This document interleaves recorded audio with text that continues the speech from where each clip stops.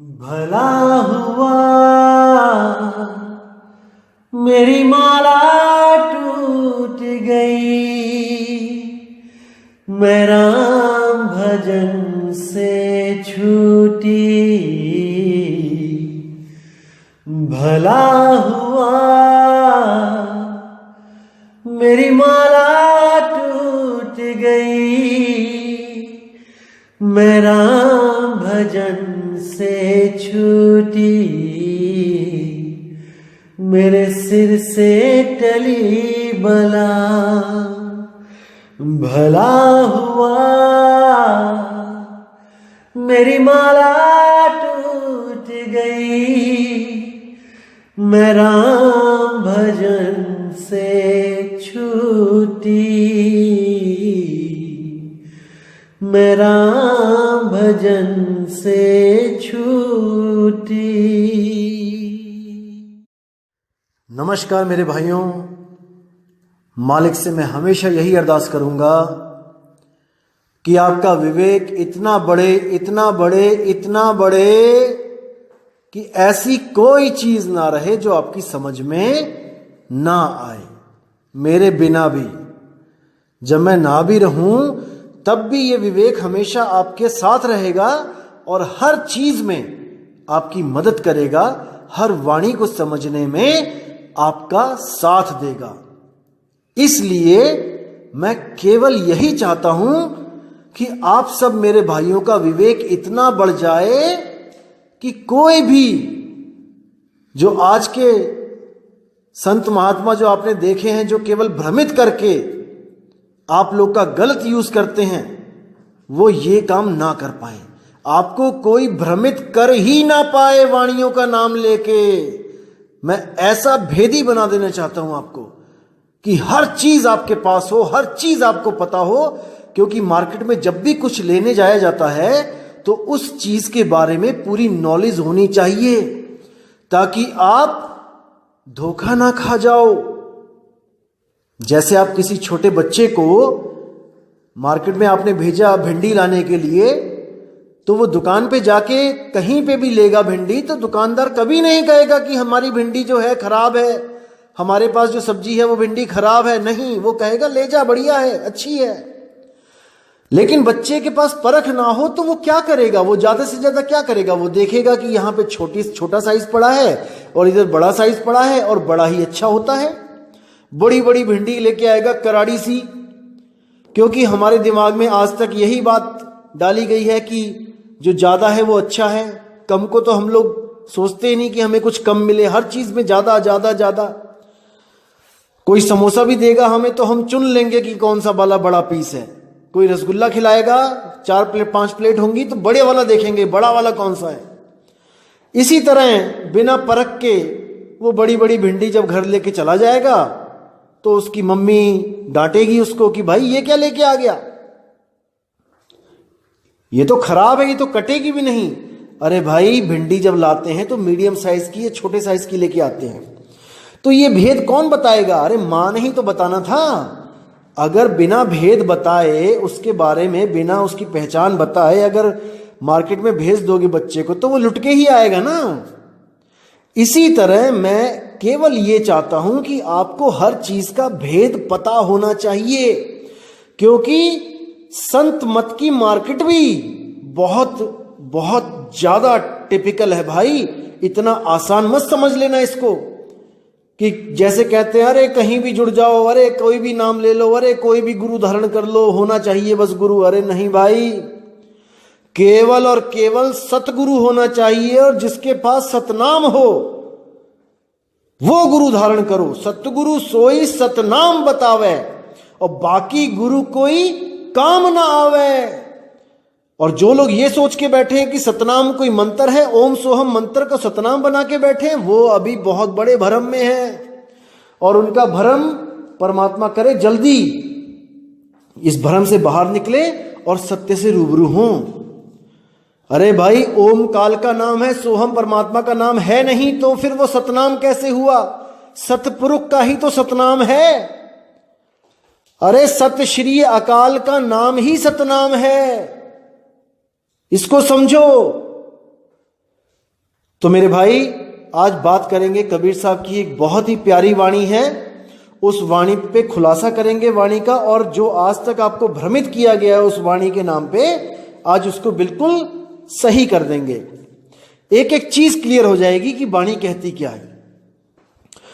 तो पहले वाणी का नाम जानेंगे, क्या है वाणी? है साधो ये मुर्दों का गांव। कबीर साहब की बहुत प्यारी वाणी है। तो क्या कहती है वाणी? साधो ये मुर्दों का गांव। कबीर साहब कह रहे हैं कि जिस गांव में हम लोग रह रहे हैं, हम लोग वो नहीं, जहां पे हम लोग रह रहे हैं, ये 3 लोग का जो गांव है, ये मुर्दों का गांव है। यानी कि यहां पर लाशें रह रही हैं। जहां पे भी आप नजर मारोगे आपको एक जिंदा लाश दिखाई देगी। जिंदा लाश का मतलब क्या है कि एक शरीर दिखाई देगा जो है तो लाश, लेकिन केवल और केवल जीव के सटे होने के कारण, उस आत्मदेव के सटे होने के कारण ये आपको जीवित दिखता है कि जैसे ये जिंदा है। देखो सांस ले रहा है, देखो चल रहा है, देखो पलके झपक रहा है, देखो खा रहा है, पी रहा है।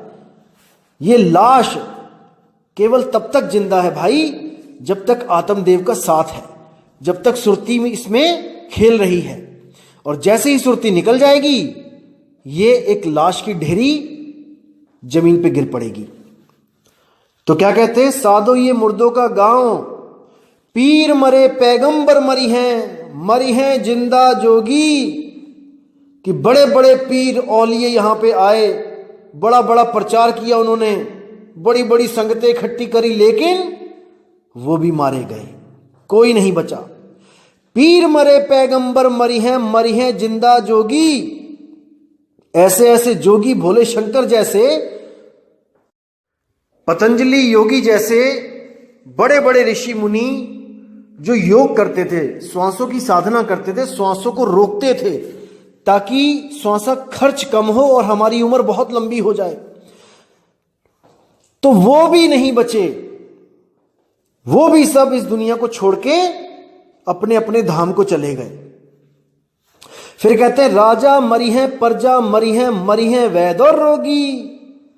क्या राजा, क्या प्रजा, क्या डॉक्टर, क्या मरीज, सब के सब मरेंगे, सब मरेंगे, क्योंकि ये साधो ये मुर्दों का गांव, ये गांव ही मुर्दों का है भाई।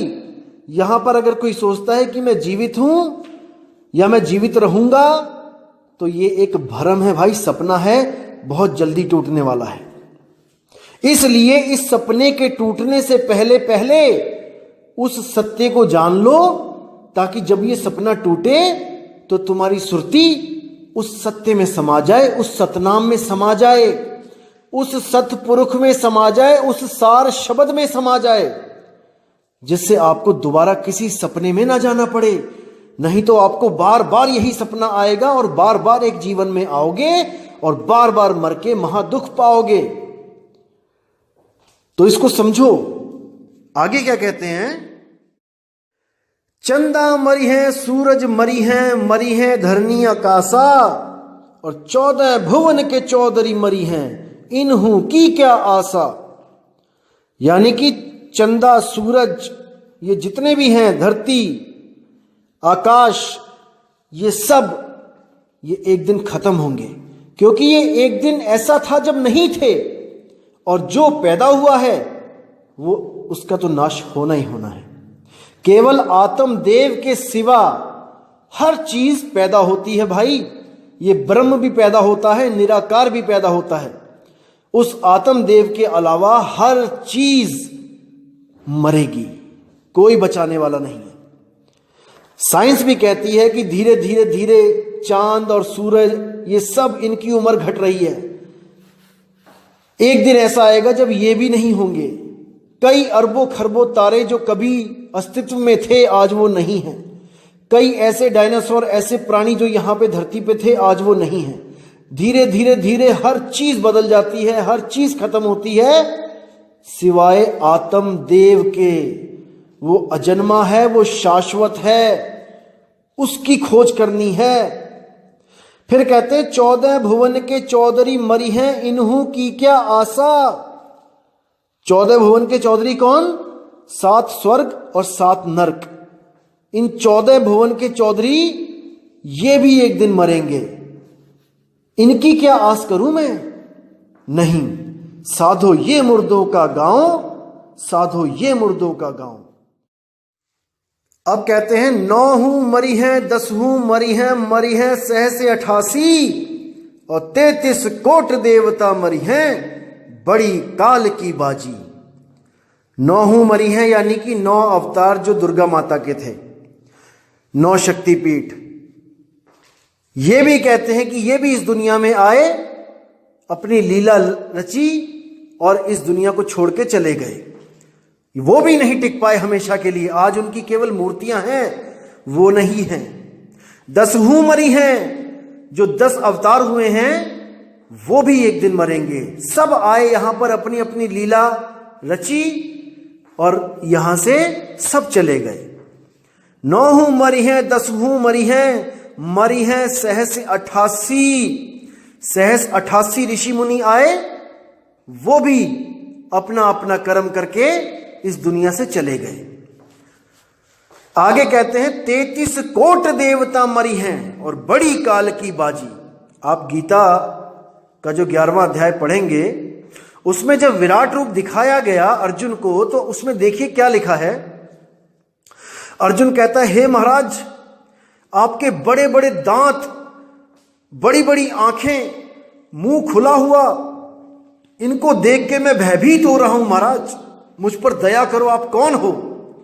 तब वो बोला कि मैं कालों का काल महाकाल हूं। और अर्जुन जब वहां पे गवाही देता है कि मैं आपके मुंह के अंदर बड़े बड़े ऋषि मुनियों को, देवी देवताओं को प्रवेश करता हुआ देख रहा हूं और आप उनके सिरों को चूर्णित कर रहे हैं, चूरा बना रहे हैं, खा रहे हैं। तो उसी की गवाही देते हुए कबीर साहब यहां पे लिख रहे हैं कि 33 कोट देवता मरे हैं और बड़ी काल की बाजी। वो जो काल है वो किसी को नहीं बख्शता। यहां पे कोई भी अमर नहीं है, नहीं है, नहीं है। अगर कोई अमर होता तो आज भी वो यहां पे हमें दिखाई दे रहा होता। युगों युगों से कोई भी अमर नहीं हुआ। हां, एक काम जरूर हुआ है कि उम्रें लंबी हुई हैं। कुछ लोग आप देखोगे जो द्वापर में भी दिखेंगे आपको कहानी में, और त्रेता की कहानी में भी आपको दिखाई देंगे, जैसे परशुराम हैं। तो ये लोग सिद्ध साधक होते थे और ये लोग जो हैं ये वैज्ञानिक होते थे, ये केमिस्ट्री पे बिलीव रखते थे और इन्होंने कुछ तत्वों के द्वारा उनकी जो एटॉमिक संरचना होती थी उस पे वो लोग रिसर्च करते थे और उनके द्वारा लिखे हुए बड़े बड़े ग्रंथ आज भी यहां पे मौजूद हैं। कोई अमेरिका ले गया, कोई जापान ले गया और वो लोग इस पे सर्च कर रहे हैं, रिसर्च कर रहे हैं। मुझे एक भाई मिला जब मैं भ्रमण पे था, तो आगरा का रहने वाला है वो, और वो मरकरी पे रिसर्च कर रहा है कि मरकरी के द्वारा ऐसा केमिकल बना रहा है वो, जिसको यूज करने के बाद जितनी उम्र मरकरी की होती है उतनी ही उम्र इंसान की हो जाएगी। लगे हुए हैं सब। ऋषि मुनियों ने सोने के साथ, सोने का उसको जला के भस्म बनाया और उससे वो कई कई युगों तक जीवित रहे, कई कई सालों तक, हजारों वर्षों तक जीवित रहे। तो ये सब केमिस्ट्री है भाई। ये शरीर भी तत्व है, केमिकल से बना है, और वो भी तत्व है, केमिस्ट्री से रिलेटेड है। तो वैज्ञानिक तौर पे वो लोग कई कई हजार साल रहे, लेकिन अमर यहां पे कोई नहीं हुआ, कोई नहीं हुआ। लेकिन आत्मा सबकी अमर है। एक चूहे की, बिल्ली की, कॉकरोच की भी अमर है भाई।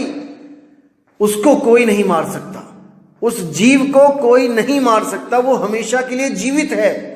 बस भ्रम है उसको कि हाय मैं मर गया, बस भ्रमता फिर रहा है। उसी भ्रम को तोड़ने के लिए सतगुरु बंदी छोड़ इस दुनिया में आते हैं और अपना नाम नहीं जपवाते कि मेरी पूजा करो, जैसे बाकी जितने भी आते हैं यहां पे सब यही कहते हैं, तू मेरी शरण में आ जा, तू मेरी शरण में आ जा। कृष्ण जी भी अर्जुन को जब ज्ञान देने लगे तो 3रे अध्याय में उन्होंने बोला कि हे अर्जुन, जो आत्मा में स्थिर हो जाता है, जो आत्मा में आनंद लेता है, उसके लिए कोई कर्तव्य नहीं है, कोई पूजा पाठ व्रत नेम, कोई यज्ञ तप कुछ नहीं है। अरे वो तो स्वयं ही मुक्त है। लेकिन जब देखा कि अर्जुन नहीं समझ पा रहा है इनको, तो उनको ये बोलना पड़ा कि तू मेरी शरण में आ जा। अगर तू आत्मज्ञान को प्राप्त नहीं कर पा रहा है, तू मेरी शरण में आ जा, मैं तुझे अपने लोक को ले चलूंगा, ब्रह्म लोक को ले जाऊंगा मैं। वहां पे कुछ समय बिताने के बाद तुझे वापिस इस दुनिया में आना पड़ेगा, लेकिन कुछ तो ऐश्वर्य भोगेगा ना भाई मेरे लोक में, क्योंकि वो उसका बहुत प्रिय था। इसलिए जो आत्मज्ञानी होता है वो किसी लोक में नहीं जाता है, वो अपनी आत्मा में स्थित हो जाता है। समझो इस चीज को। साहिब कहते हैं लोक अलोक शब्द है भाई, और जिन जाना तिन संशय जाई। वो लोक अलोक वो शब्द ही है। जब गुरु आपको शब्द का लखाव करते हैं तो आपकी अपनी सुरती को शब्द में ही लगाया जाता है, खुद के शब्द में, अपने ही शब्द में आपने अपनी सुरती लगानी है। आपा खोए आपको चीन है, तब पावे पद निर्वाणा। समझो इस बातों को। किसी की पूजा नहीं करनी है भाई, किसी की नहीं पूजनी है। अरे जो आत्मा आपके पास है वही आत्मा उसके पास है जिसकी आप पूजा कर रहे हो। या तो कम और ज्यादा है, फिर बताओ। जैसे आप भगवान राम की पूजा करते हो तो उनके पास भी तीन चीजें हैं। उनके पास क्या है? एक तन है, एक मन है और एक उनकी आत्मा है। यही तीन राम हैं, तीन राम व्यवहार है। तन मन आत्मा सबके पास है। क्या राम जी, क्या हनुमान जी, क्या शंकर जी, सबके पास ये तीन चीजें हैं। तन सबके पास है, मन सबके पास है, आत्मा सबके पास है। और आपके पास भी तो ये चीजें हैं भाई। आपके पास भी आपका तन है, आपके पास आपका मन है, आपके पास आपकी आत्मा है। क्या कमी और क्या ज्यादा है? बस कुछ रिद्धियों सिद्धियों की कमी है, रिद्धियां सिद्धियां ऊपर नीचे हैं। लेकिन भाई वो उनके समय में उनके पास थी, वो जा चुके हैं। अब अगर आपको रिद्धियां सिद्धियां चाहिए तो आप भी वो काम करो जो उन्होंने किया, भक्तियां करी उन्होंने, मंत्रों को सिद्ध किया, आप भी करो, आप भी सिद्ध हो जाओगे। लेकिन रिद्धि सिद्धि से मुक्ति थोड़ी नहीं मिलेगी भाई। मुक्ति मिलेगी आत्मज्ञान से, अपनी आत्मा के ज्ञान से। इस बात को दिमाग में डाल लो कि आत्मा सबकी अमर है। मैं डिस्क्रिप्शन में लिंक दूंगा गीता का, उसमें आप देख सकते हैं कि कैसे अर्जुन का भ्रम तोड़ने के लिए भीष्म पितामह को उस युद्ध से पहले ही मार दिया गया। उसको दिखाया गया मार के, काट के, कि देख अर्जुन, आत्मा को कोई नहीं काट सकता, केवल शरीर कट रहा है। शरीर क्या है? कपड़े। आत्मा के कपड़े, जीव आत्मा के कपड़े शरीर हैं। तो शरीरों को तो मारा जा सकता है, लेकिन आत्मा को नहीं मारा जा सकता है। जैसे हम लोग आज तक कहानी सुनते आए हैं कि राम ने रावण को मारा, कृष्ण ने कंस को मारा। अरे भाई, रावण को कौन मार सकता है? रावण को कोई मार ही नहीं सकता। केवल रावण के कपड़े, जो उसका शरीर है, उसको मारा जा सकता है। रावण को थोड़ी नहीं मारा जा सकता। रावण की आत्मा भी अमर है, जैसे हमारी अमर है, जैसे कृष्ण जी की अमर है, जैसे शंकर जी की अमर है, जैसे हनुमान जी की अमर है। राम ने केवल उस आत्मदेव के कपड़ों में तीर मारे, उसके कपड़े फाड़े केवल। समझो इस बात को। और राम ने उसके कपड़े फाड़े और राम जी की जय जयकार हुई। बिल्कुल उसी तरह अगर आज हमारे फौजी भाई आतंकवादियों के कपड़े फाड़ के लेके आके दिखाएं सरकार को कि देखो, हम भी आतंकवादियों को मार के आए हैं, ये हैं उनकी ये लाशें, तो उनको मेडल नहीं मिलेगा भाई, क्योंकि वो तो कपड़े हैं। आतंकवादी कहां है? उसको कौन मारा? आतंकवादी को तो मारा नहीं, और कपड़े लाके मेडल मांगते हो, नहीं मिलेगा। इसी तरह राम जी ने केवल उस आत्मदेव जो रावण की आत्मा थी उसके कपड़े फाड़े हैं तीर मार मार के। उस आत्मा को कोई नहीं मार सकता, इसको समझ जाओ अच्छी तरह। वही आत्मा एक शरीर छोड़ के दूसरा शरीर धारण कर लेती है। वही रावण का शरीर छोड़ के आत्मा दोबारा कंस के शरीर में चली गई। क्योंकि आपको पता होगा कि ये जो द्वारपाल थे विष्णु जी के, जिनको ये श्राप मिला था सनक सनंदन ऋषियों के द्वारा, जो अपनी ड्यूटी बखूबी निभा रहे थे द्वारपाल खड़े दो, और सनक सनंदन जब स्वर्ग में मिलने गए विष्णु जी से तो उन्होंने उनको रोक लिया कि आप नहीं जा सकते, विष्णु जी की आज्ञा है कि कोई नहीं आ सकता बिना पूछे। तो उन्होंने वहीं पे खड़े खड़े श्राप दे दिया कि जाओ आप लोग मृत्यु लोक में जन्म लो। अब जब श्राप दे दिया तो बड़ी उनको हैरानी हुई कि बताओ, हम तो इतनी ईमानदारी से अपना फर्ज निभा रहे थे, हम किसी को भी बिना आज्ञा के अंदर नहीं भेज रहे थे, क्योंकि विष्णु जी की आज्ञा है कि बिना हमारी आज्ञा के कोई अंदर ना आ पाए। तो अगर हम इनको ना रोकते तो विष्णु जी हमें नाराज होते, हमारे विष्णु जी, और हमने इनको रोका, अपना फर्ज निभाया, तो अब ये हमें श्राप दे रहे हैं। देखो कितनी बड़ी दुविधा है। स्वर्ग में भी कहां चैन है। आप सोच रहे हो कि स्वर्ग चला जाऊं, अरे स्वर्ग में आपको द्वारपाल बना दिया जाए और बिना किसी कसूर के अपनी ड्यूटी सही से निभाने के विपरीत उसके फल रूप में आपको श्राप मिल जाए, तो क्या करना है ऐसे स्वर्ग का। हमने क्या करेंगे ऐसे स्वर्ग का भाई, जहां खड़े खड़े ही हमें धक्का दे दिया जाए कि जाओ जमीन पे जाओ और वहां पे राक्षस बन जाओ। बताओ, सोचिए। अब जब श्राप मिल गया तो विष्णु जी को बुलाया उन्होंने कि महाराज जी बचाओ हमें, इन्होंने श्राप दे दिया हमें। तो विष्णु जी भी श्राप काट नहीं रहे हैं, उनको ऑप्शंस दे रहे हैं कि भाई 2 ऑप्शन देता हूं, या तो 14 जन्म मेरे परम भगत बन के इस संसार में जन्म लो और समय बिताओ, या फिर जल्दी वापस आना है तो केवल 3 जन्म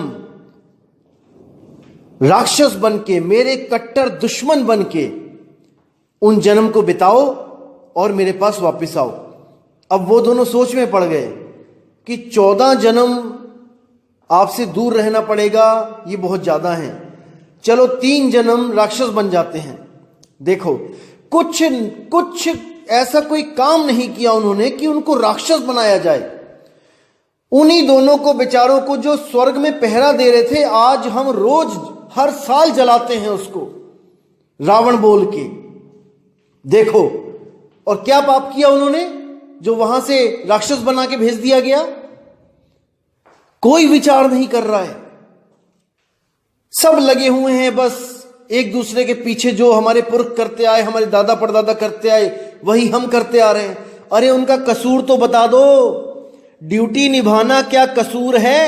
आप ही अगर किसी अपनी आप कंपनी या अपने घर में अगर पहरेदार रखते हो और वो किसी भी ऐरे गैरे को अंदर भेज देता है बिना पूछे, तो आप नाराज होगे कि नहीं होगे।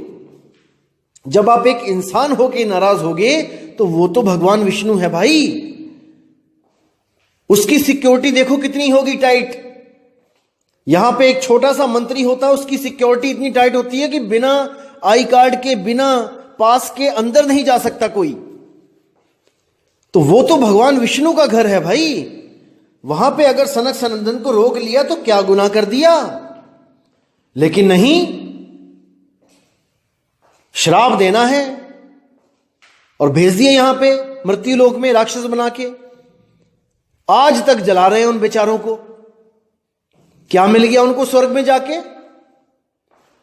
तो भाई इसीलिए कहते हैं, कबीर साहब इसीलिए बोलते हैं कि स्वर्ग नरक ये दोनों बेड़ी, और एक लोहे एक कंचन केरी, पुण्य करोगे स्वर्ग में चले जाओगे, पाप करोगे नरक में चले जाओगे। दोनों जगह धक्के हैं, कहीं भी चैन नहीं मिलने वाला। केवल और केवल चैन कहां है, अपनी आत्मा में स्थित हो जाओ। अगर अपनी आत्मा में स्थित हो गए, फिर किसी में इतनी ताकत नहीं जो आपको भटका सके, आपको दोबारा गर्भ में डाल सके। नहीं डाल सकता, नहीं डाल सकता कोई भी।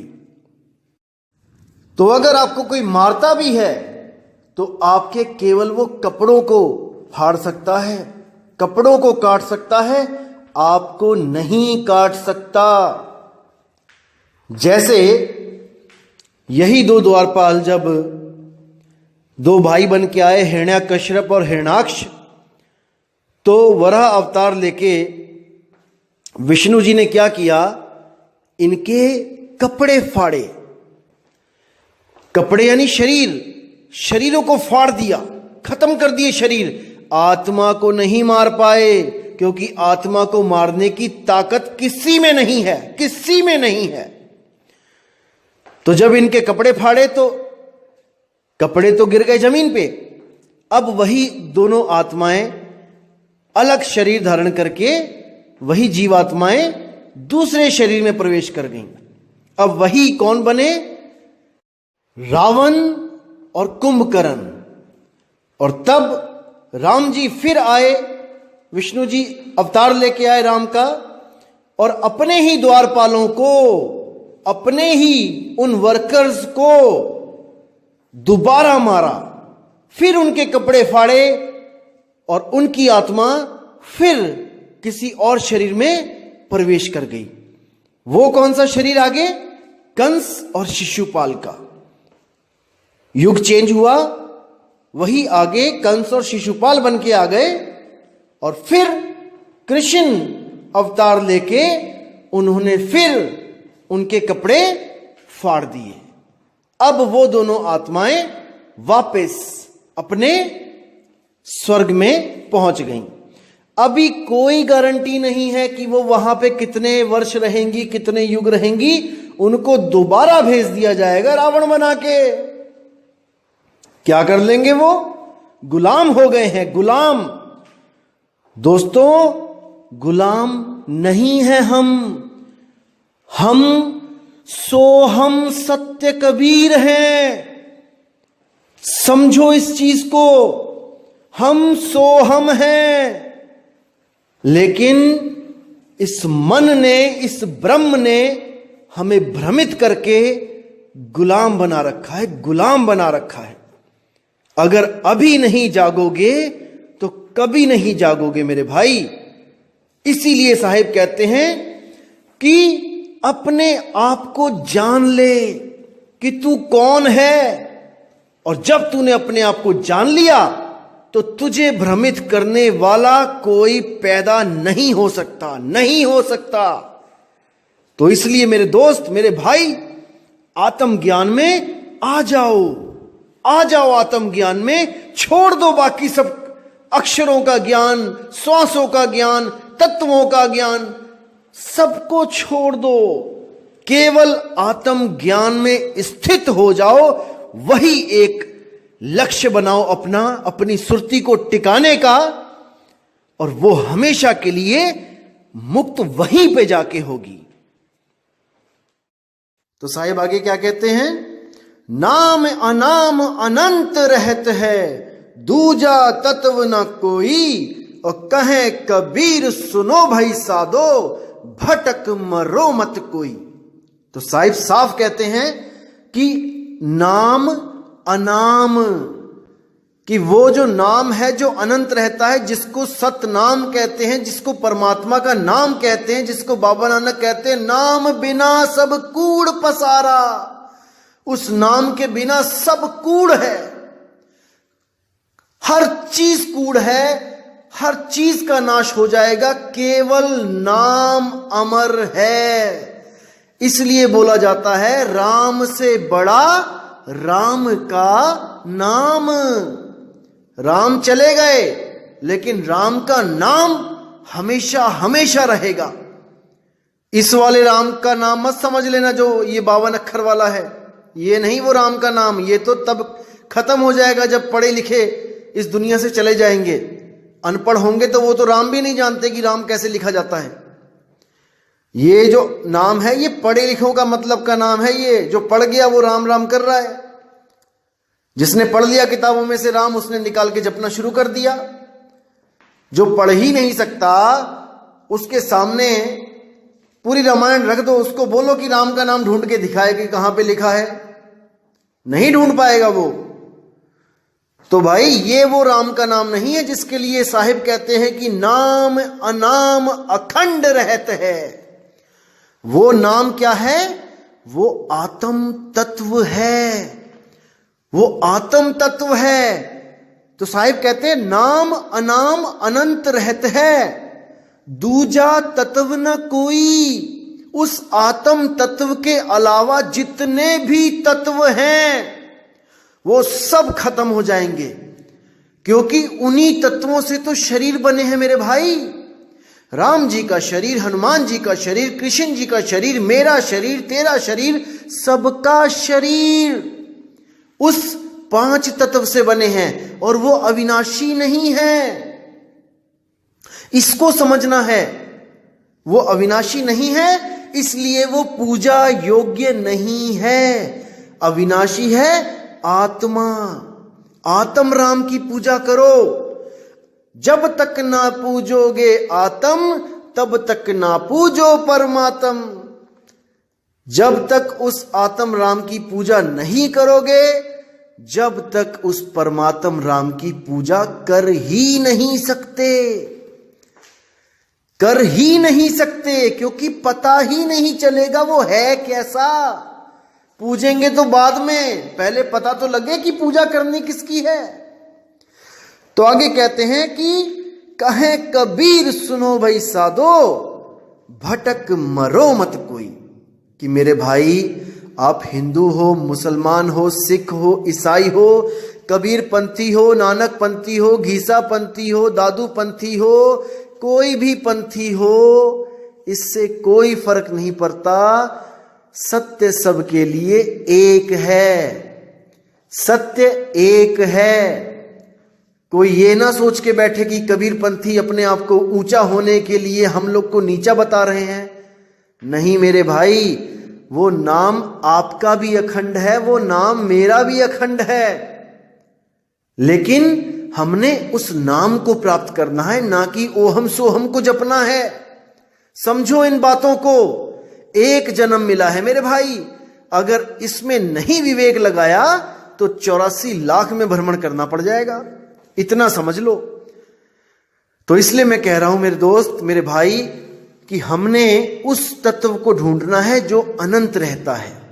नाम अनाम अनंत रहत है। इसको आप ऐसे मान के रखो कि आत्म तत्व अनंत रहत है, दूजा तत्व ना कोई। कहे कबीर सुनो भाई साधो, भटक मरो मत कोई। वो अनाम है, नाम अनाम, उसका कोई नाम नहीं है।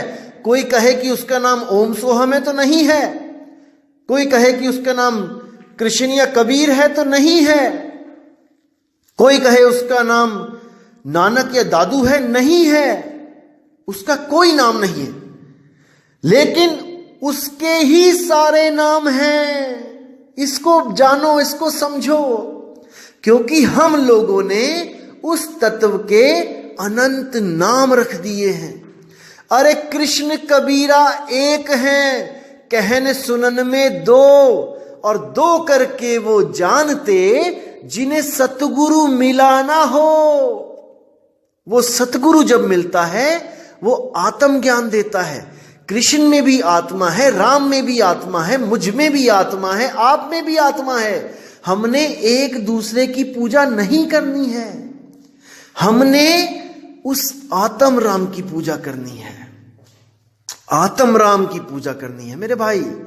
उसी को प्राप्त करने पर आपकी सुरति स्थिर हो जाएगी, एक जगह टिक जाएगी। उसके बाद ये जितना भी 84 का भ्रमण है ये हमेशा के लिए खत्म हो जाएगा, हमेशा हमेशा के लिए। सोच के देखो एक बार कि आप मुक्त हो गए हो, मुक्ति मिल गई है। वाह क्या बात है।